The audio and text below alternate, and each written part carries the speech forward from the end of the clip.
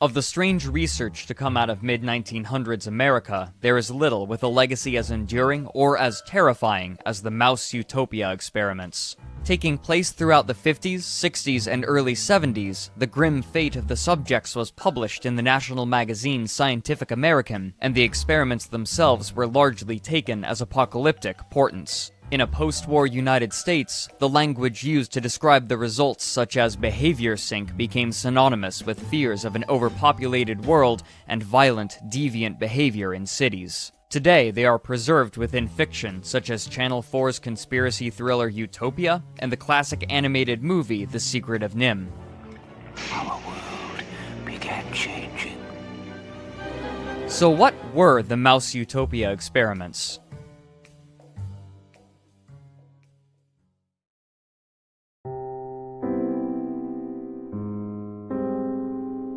Shortly after World War II, a group known collectively as the Environmentalists were making a large push to prevent environmental degradation, as well as overexploitation of the planet's renewable resources. Among these people were a group specifically known as the Neo-Malthusians, a term referring to the 18th and 19th century English scholar Thomas Robert Malthus. Malthus proposed that, while the world's population may increase exponentially, food production can only increase linearly, leading to an eventual subsistence-level existence for the human race that became known as a Malthusian catastrophe. While advancements such as the Green Revolution saw that this didn't come about, the Neo-Malthusians acknowledged his concerns about overpopulation and feared that this pattern would result in the collapse of civilization or, at best, have extreme adverse effects. These fears were given a platform in writing of the time, especially in works such as William Folk's Road to Survival in 1948, and perhaps most famously, Silent Spring by Rachel Carson in 1962.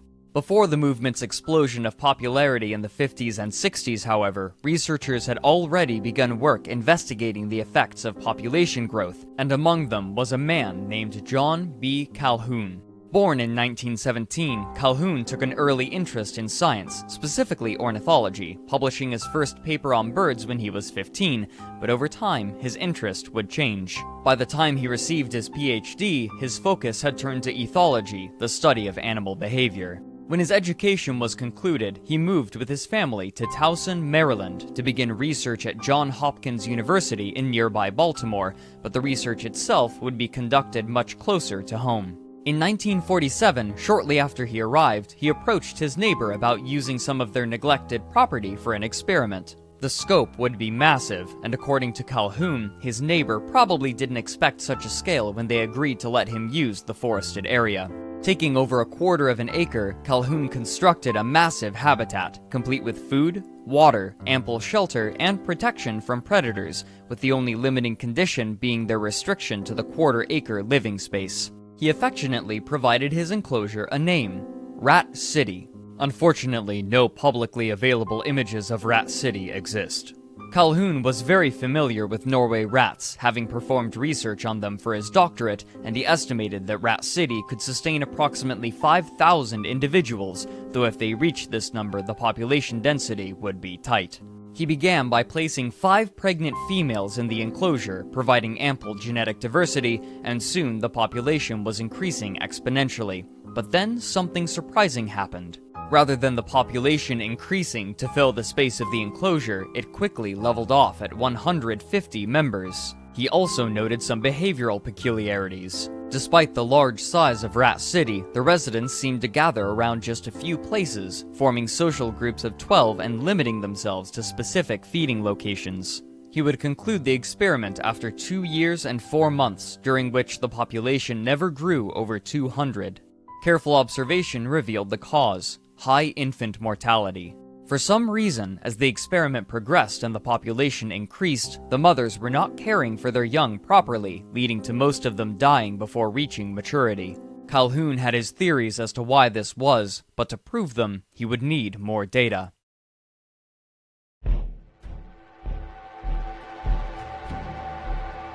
In 1954, about 5 years after his initial experiment concluded, he was hired by the National Institute of Mental Health, often shortened to NIM. Within the laboratory of psychology, Calhoun was given ample resources to continue his work. With a team, he began feverishly designing and constructing habitats, sometimes referred to as universes, where he performed numerous smaller-scale and more controlled versions of his original rat study on a domesticated strain of albino Norway rat.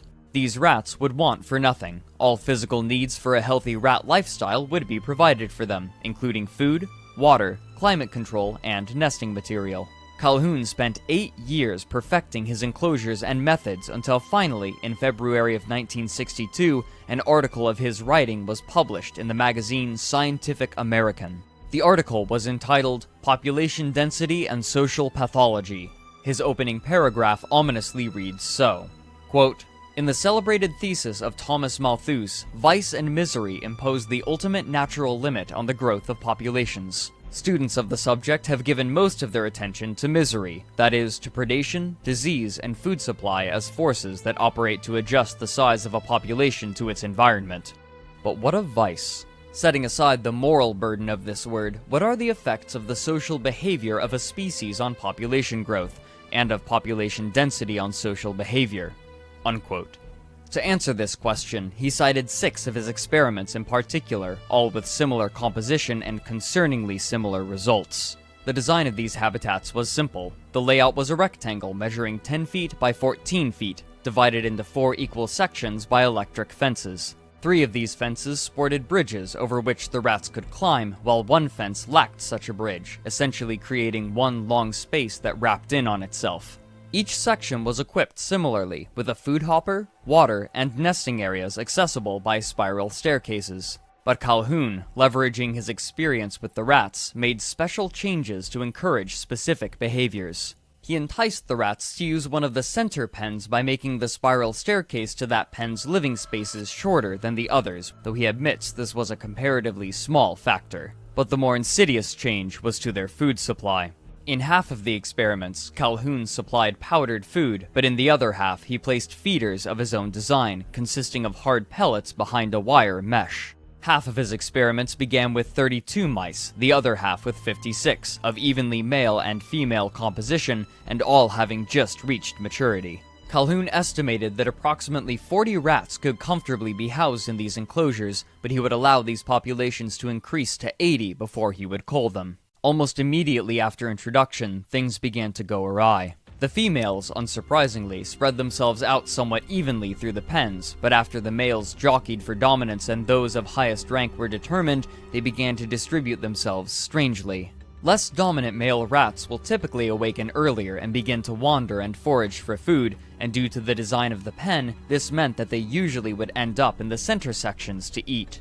During this time, the dominant males of the outer pens would wake up and begin guarding their respective territories. Since there was only one entrance ramp to either end, the dominant males of either pen would bar the return of the less dominant males, forcing the male population to clump in the center pens, while the dominant end males protected what came to be their harems. Only a few other deferential males were allowed to remain. These few remaining males began exhibiting odd behavior. Though they would spend most of their time in the burrows with the females, hiding away from the dominant male, they would never attempt to mate with any of them.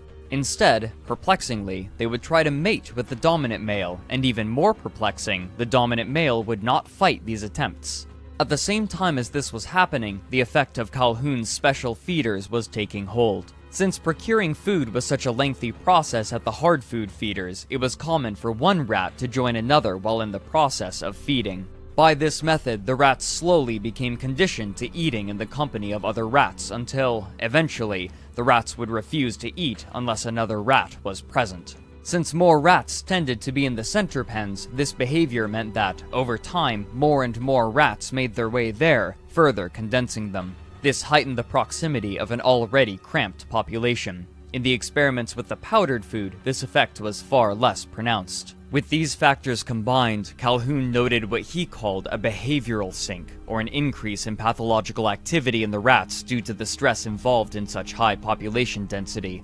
For the females, the behavioral sink manifested in reduced capacity for nest building and young rearing. Infant rats are extremely dependent upon their mothers for nearly all things. However, under the effects of the behavioral sink, the mothers would often be interrupted in their nest-building practices to engage in some other social activity. As time wore on, this led to sparser nests which could not house the young properly. If a mother decided to move her litter, she often would only move some of them or scatter them about the pen in separate locations. What's more, when female rats are ready to mate, the males can sense it, and the enclosed space meant that a female could not escape the continuous advances of the males during these periods. Even when they would enter their nests for a reprieve, they would be followed in and harrowed. These factors together resulted in an extremely high infant mortality rate, in one case reaching 96%. For the males, this manifested in different ways. The dominant males would occasionally lash out in violence against the other members of the pen, including infants, often biting and wounding their tails.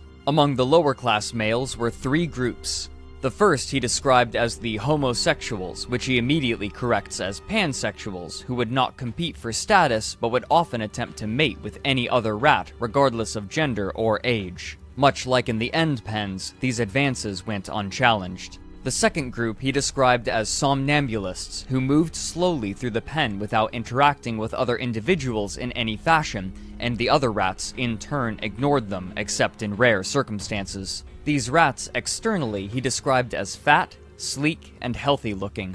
But to him, the strangest group was the third, which he named the probers. These rats were hyperactive, hypersexual, and pansexual. Despite violence from the dominant males, they would viciously pursue females in heat, eschewing any sort of courtship ritual and following them into their burrows to mate. Later on in the experiments, they would often find the corpses of the improperly cared for young, which they would cannibalize. In time, one of Calhoun's assistants would publicly describe these pens as hell. At this point, Calhoun ended the experiments, but he predicted that these pathological changes would have eventually led to the deaths of the colonies. At their conclusion, he would take the 4 healthiest males and females and allow them to breed, but their behavior had been so inexorably altered that none of their pups survived beyond weaning.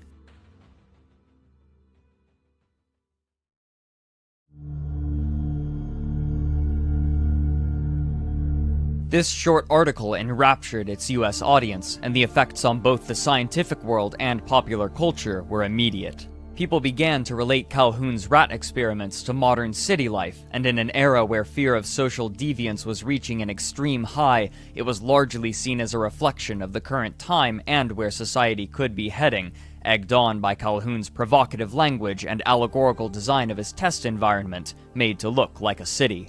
Population density quickly became a common topic. Psychologist Carl Rogers, in his work Some Social Issues Which Concern Me, stated that, quote, "The resemblance to human behavior is frightening. In humans, we see poor family relationships, the lack of caring, the complete alienation, the magnetic attraction of overcrowding, the lack of involvement which is so great that it permits people to watch a long, drawn-out murder without so much as calling the police. Perhaps all city dwellers are inhabitants of a behavioral sink."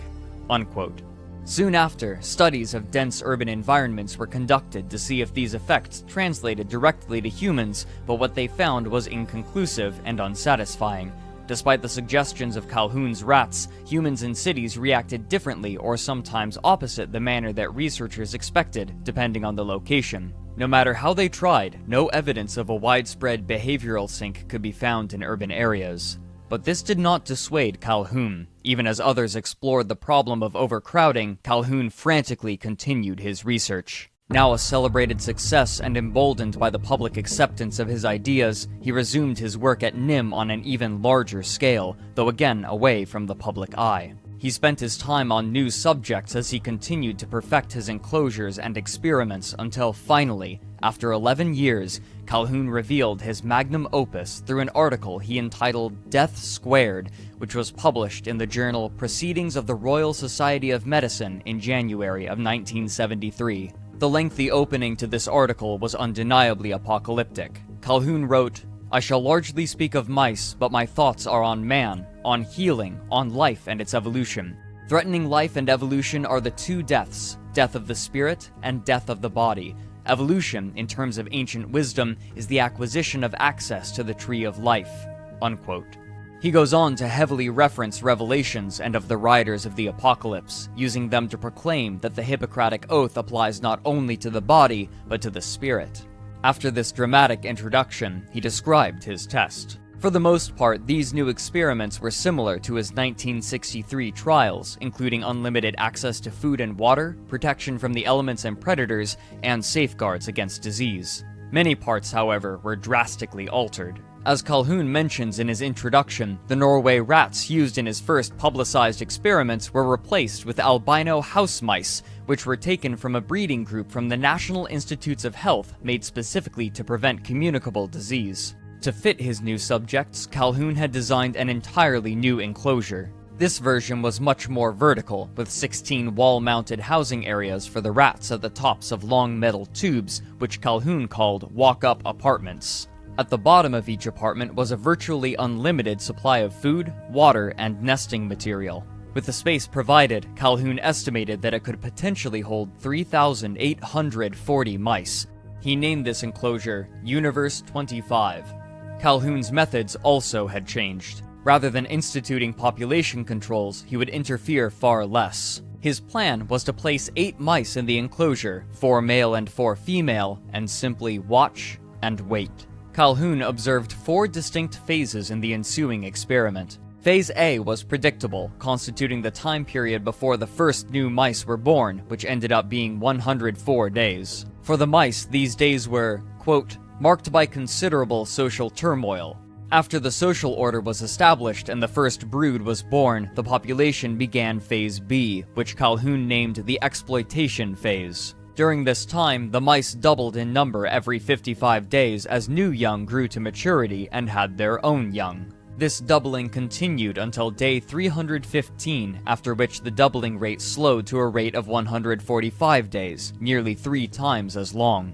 By this point, the different broods had clumped into one side of the pen, exhibiting the same sort of clumping as the Norway rats, but this time without any coaxing from Calhoun's designs. This change in the rate of procreation marked Phase C, which Calhoun labeled as the stagnation phase.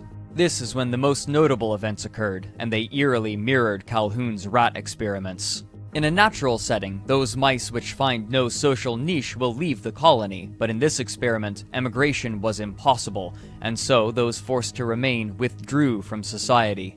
These dejected males formed a large pool in the center of the enclosure. They quickly became characterized by both their inactivity and their many scars and wounds. Occasionally, they would grow agitated and attack one another, and with nowhere to retreat, the recipient of these attacks would simply lay still and endure the assault. The outcast females, rather than joining them, would retreat to the highest apartments and live quietly among one another. It was during this time that the behavioral sink manifested, with mice gathering around specific food hoppers in large numbers, while others remained almost entirely untouched, showing how, again, the need for social interaction had become so intertwined with the need for food that the former had overtaken the latter. The males who had won the initial fights also were placed under extreme stress. As more and more mice reached maturity from within and without, the leaders of the social groups continually had to patrol and defend their territory. Eventually, they reached the point of exhaustion and could not defend the females within their group.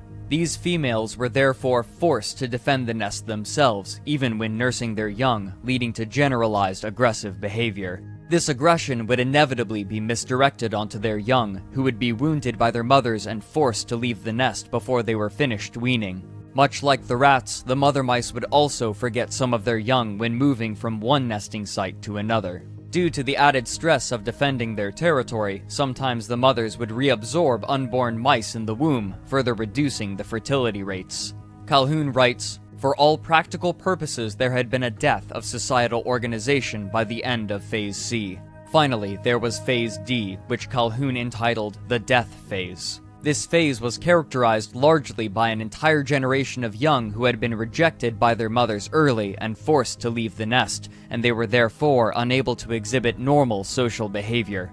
This manifested in numerous ways. The females of this generation had far fewer children, and those that did have children lacked the maternal instincts necessary to raise them beyond weaning." Calhoun goes on to describe the males of this generation.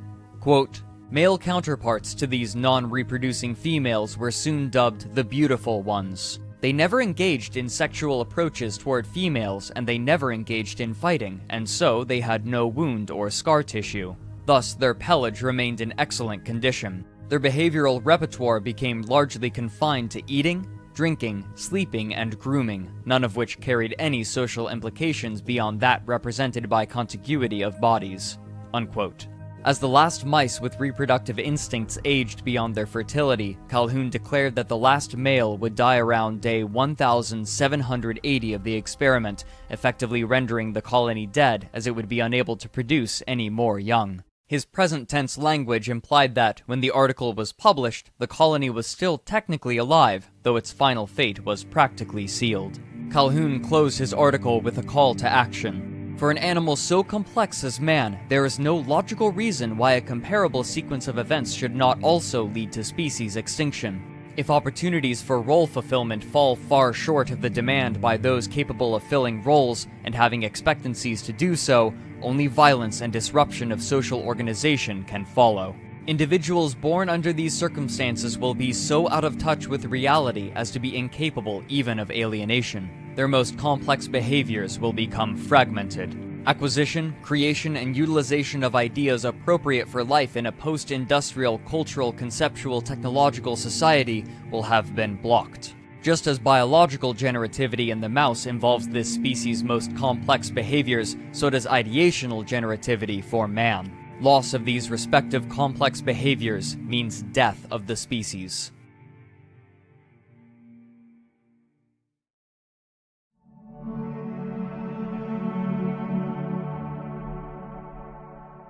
But even as Calhoun was performing his research on mice, others had been at work applying his theories to humans. By this point, researchers had moved to more specific locations of overcrowding rather than the generalized location of cities, testing the effects on students in dormitories and patients at hospitals, but the most fruitful example they discovered was in prisons. There, they found connections between over-socialization and suicide, violence, psychopathy, and stress. After such studies, environmental psychologists began to discover the problem. They identified two different kinds of density: physical density and social density. Physical density was the amount of space per person, while social density was the number of individuals occupying a space. They found that social density was the much more important factor, as individuals in high social density were unable to control their interactions with others. Based on this research, human environments could be designed to at least partially mitigate these issues, allowing those living within them the privacy they needed to maintain healthy social interaction. Outside of scientific discourse, Calhoun's rhetoric has maintained its strength through the years, with different groups of all political persuasions bending his results to support their views on social degradation, however they may define it. Among more scholarly sources, Calhoun has been both lauded and criticized for his work. Those who support him cite his forward thinking about overpopulation, while those who deride him cite his misrepresentation of the actual social problems within cities, guiding discourse away from the true causes of societal discord.